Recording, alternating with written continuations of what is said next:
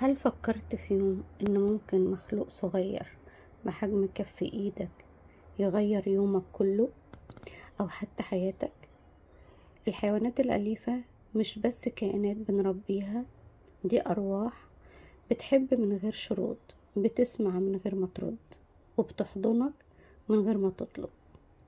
في الفيديو ده هنتكلم عنهم، عن كائنات اللي بتدخل حياتك من غير كلام، بس بتسيب جوا قلوبنا أثر عمره ما بيتنسي.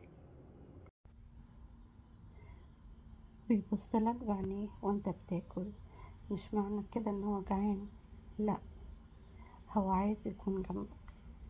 القطة لما بتيجي جنبك على السرير مش علشان بتحب السرير، هي بتحب تكون جنبك.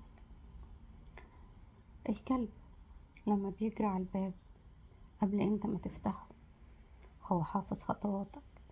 الحيوانات الأليفة بتفهم الحزن، بتشم التوتر، بتحس.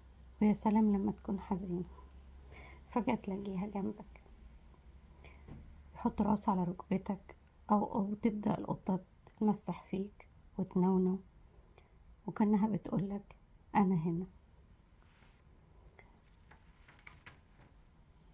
الحيوانات الأليفة بتعلمنا دروس، بتعلمنا الصبر، الحب، الوفا.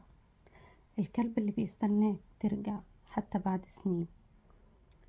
مثلا أنا كان عندي كلبة اسمها لاسي، سافرت وسبتها عند جماعة صحابي قرايبنا. لما رجعت وجابوها البيت، هي بس نزلت من عربية واحنا كنا ساكنين في الدور الثامن. انا معرفش هي طلعت ازاي في ثواني، ومن كتر سلامها وقعتني على الكنبة وهي بتسلم عليا بكل شغف. فالحيوان وافي جدا جدا وبيحبك جدا جدا، مهما غبت عنه هو فاكرك، مهما بعدت هو فاكرك، مش ناسيك. القطة اللي بتخاف عليك وانت تعبان، البغبغان اللي بيقلد صوتك لانك اهم حاجة في يومه. لو هتربي حيوان افتكر انه مش لعبة، هو بيحتاج اكل، بيحتاج شرب، علاج، اهتمام، دفى، حب.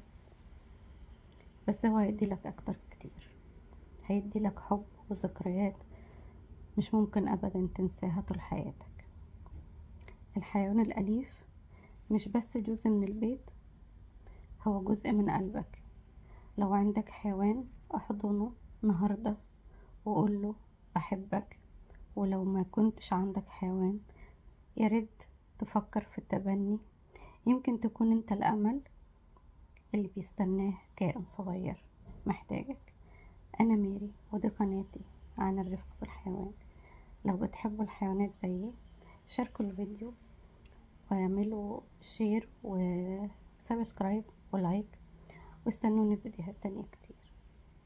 أتمنى لكم من كل قلبي سعادة وسلام ومحبة. باي باي.